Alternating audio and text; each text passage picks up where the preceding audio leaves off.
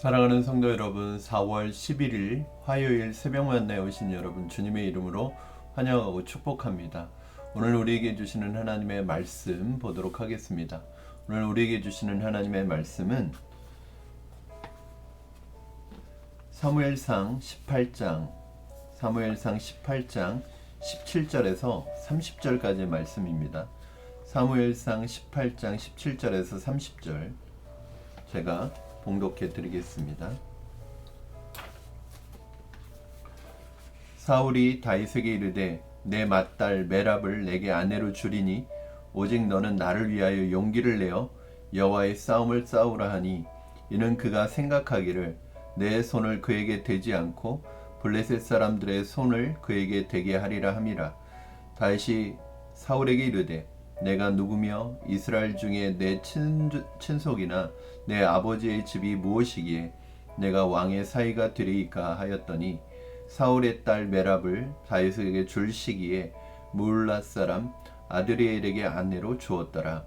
사울의 딸 미갈이 다윗을 사랑하매 어떤 사람이 사울에게 알린지라 사울이 그 일을 좋게 여겨 스스로 이르되 내가 딸을 그에게 주어서 그에게 올무가 되게 하고 블레셋 사람들의 손으로 그를 치게 하리라 하고 이에 사울이 다윗에게 이르되 내가 오늘 다시 내 사위가 되리라 하니라. 사울이 그의 신하들에게 명령하되 너희는 다윗에게 비밀이 말하여 이르기를 보라 왕이 너를 기뻐하시고 모든 신하도 너를 사랑하나니 그런즉 내가 왕의 사위가 되는 것이 가하니라 하라. 사울의 신하들이 이 말을 다윗의 귀에 전하매 다윗이 이르되 왕의 사위 되는 것을 너희는 작은 일로 보느냐 나는 가난하고 천한 사람이라 한지라. 사울의 신하들이 사울에게 말하여 이르되 다윗이 이러이러하게 말하더이다 하니 사울이 이르되 너희는 다윗에게 이같이 말하기를 왕이 아무것도 원하지 아니하고 다만 왕의 원수의 보복으로 블레셋 사람들의 포피 100개를 원하신다 하라 하였으니 이는 사울의 생각에 다윗을 블레셋 사람들의 손에 죽게 하리라 함이라.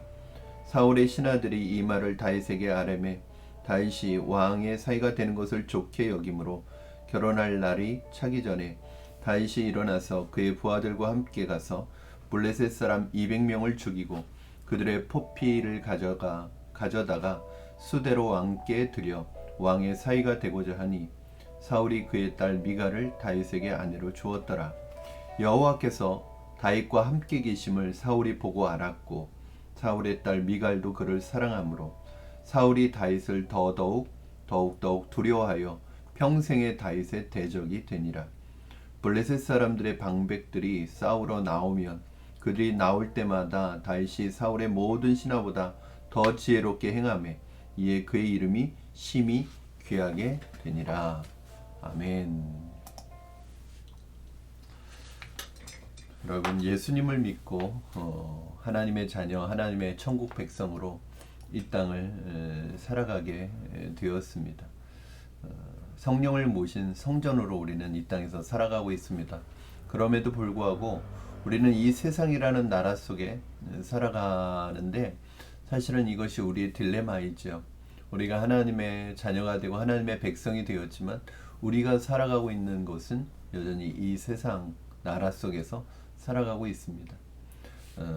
천국에 살아야 하는데 천국 가는 그날까지 우리는 이 광야 같은 세상에서 살아가야 하고 싸워가야 하는 것이 우리의 딜레마입니다. 그런 생각이 들 때가 있습니다.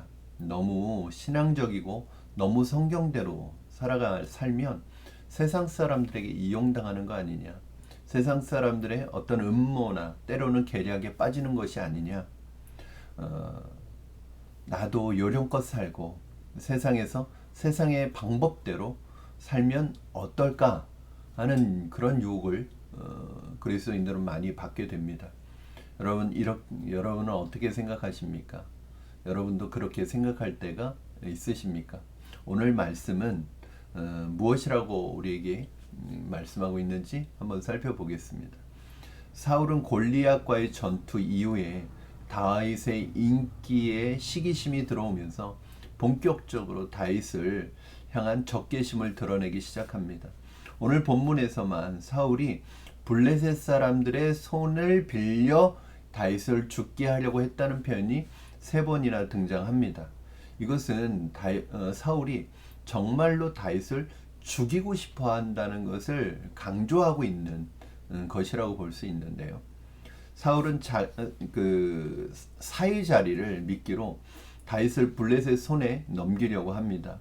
자신의 딸들을 이용합니다. 여러분, 이 시기심이라고 하는 것이 얼마나 무서운지, 이 시기심은 한 사람을 죽이려는 적개심으로 발전을 하게 되고요. 그리고 다윗을 죽이기 위해서 자신의 딸들까지 미끼로 이용하는 그런 상상할 수 없는 사울의 미친 달라진 모습을 발견하게 됩니다. 왕의 사이가 될 수 있다는 세상적으로 보면 어떻게 보면 굉장히 화려한 그런 유혹 뒤에는 왕의 음모와 계략이 숨어 있었습니다.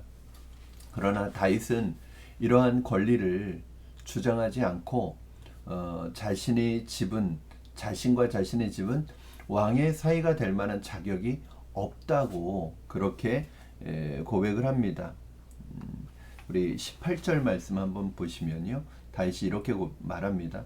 다윗이 사울에게 이르되 내가 누구며 이스라엘 중에 내 친속이나 내 아버지의 집이 무엇이기에 내가 왕의 사이가 되리까 하였더니, 사실은 엄청 사울은 어떤 굉장히 달콤한 어떤 미끼를 던진 거죠. 다윗은 스스로 자기가 천하다고 해요. 가난하다고 해요. 23절 보면 사울의 신하들이 이 말을 다윗의 귀에 전하며 다윗이 이르되 왕의 사이가 되는 것을 너희는 작은 일로 보느냐. 나는 가난하고 천한 사람이라 한지라. 자신은 왕의 사이가 될 자격이 없고 자신의 집안도 가난한 집안이라고 이렇게 거절합니다. 그러나 이런 다윗의 겸손함으로 인해서 사울의 다윗을 죽이려는 관계에서 다윗은 벗어나게 됩니다. 의인의 단순한 겸손이 악인의 고도의 전략과 관계를 이겨냅니다. 넘어가지 않습니다. 다윗이 사울의 관계를 알았기 때문에, 사울의 계략을 알았기 때문이 아니라 하나님이 다윗을 보호하셨기 때문에 이 위기를 이겨낼 수 있었습니다. 다윗은 사울의 평생의 대적자가 되어 다윗을 죽이려고 하지만 그 대신 하나님은 다윗의 평생의 동행자가 되어서 다윗을 보호하려고 하십니다. 저는 저와 여러분의 삶이 때로는 우리를 방해하고 비방하고 대적하는 사람이 있을지라도 우리와 동행하시는 하나님으로 인해 승리하게 될 줄로 믿습니다. 우리가 그들의 간궤나 그들의 계략을 알아서가 아니라 하나님이 우리와 동행하셔서 우리를 보호하시기 때문입니다. 우리가 살아가는 세상은 기만과 술수로 가득 찬 세상입니다. 이러한 곳에서 하나님의 백성으로 살아간다는 것은 쉽지 않습니다. 그러나 우리가 두려워하지 않아도 될 것은, 우리가 하나님의 방법대로 살면 세상에서 망할 것 같지만 하나님의 도우심을 경험할 것이라는 사실입니다.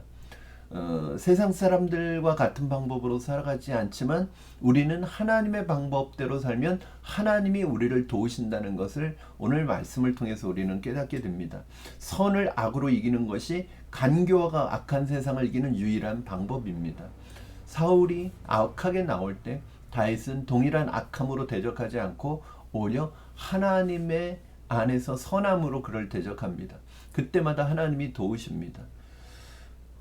우리가 이 세상에서 세상의 방법대로 살지 않고 하나님의 방법대로 살 때, 그리고 악으로 갚지 않고 선으로 갚아 나갈 때 하나님께서 우리를 어떻게 도우십니까? 첫 번째는 다윗을 하나님이 도우심으로 관계에 빠지지 않고 계략에 빠지지 않고 나라를 구하고 또 자신의 사랑하는 아내를 결국에는 얻게 됩니다. 두 번째는 그렇게 죽이려고 해도 자신의 술수가 통하지 않는 것을 보고 나중에는 대적자인 사울이 두려워합니다. 우리 29절 말씀 한번 보겠습니다. 29절 사울이 다윗을 더욱 두려워하여 다윗의 평생에 다윗의 대적이 되니라. 두려워해요. 여러분, 하나님이 함께 하시는 사람을 세상은 두려워합니다. 하나님이 함께 하시는 걸 보고 다윗을 두려워하고 평생의 대적자가 돼요. 여러분, 얼마나 무서운 일입니까? 그 나라의 최고 권력자가 평생의 대적자가 된다는 것은 얼마나 두려운 일입니까? 그러나 여러분, 사울은 다윗의 평생의 대적자가 됐지만 그 순간 하나님은 다윗의 평생의 동행자가 되어 주신다는 사실을 기억하시기 바랍니다. 사랑하는 성도 여러분, 오늘 우리가 하나님의 방법대로 살아간다면 하나님께서 우리를 도우실 줄로 믿습니다. 또한 오늘 내 안에 들어오는 이 사소한 시기심과 미움의 마음을 우리가 용납하고 허락하게 된다면 그것이 죄로 자라고 결국은 통제할 수 없을 때까지 이르게 된다는 사실을 기억하시기 바랍니다. 혹시 여러분의 마음에 시기심이나 미움이 조금씩 자리 잡고 있다면, 원망과 불평의 마음이 조금씩 자리 잡아가고 있다면 용납하지 마시기 바랍니다. 그것 때문에 여러분이 영혼이 파괴되고 여러분의 인격이 쇠하여지는 것을 여러분 두려워하시기 바랍니다. 기도하겠습니다. 살아계신 하나님 아버지, 이 세상에서 하나님의 백성으로 우리가 살아갈 때 하나님 아무것도 가진 것 없지만 하나님이 우리의 보호자요 우리의 동행자가 되어 주실 줄로 믿습니다. 세상에서 세상과 똑같은 방법대로 살아가지 않게 하시고 하나님의 방법대로 살아가게 하여 주시옵소서. 그리하면 하나님께서 우리를 도우시고 평생의 우리의 동행자가 되어 주실 줄로 믿습니다.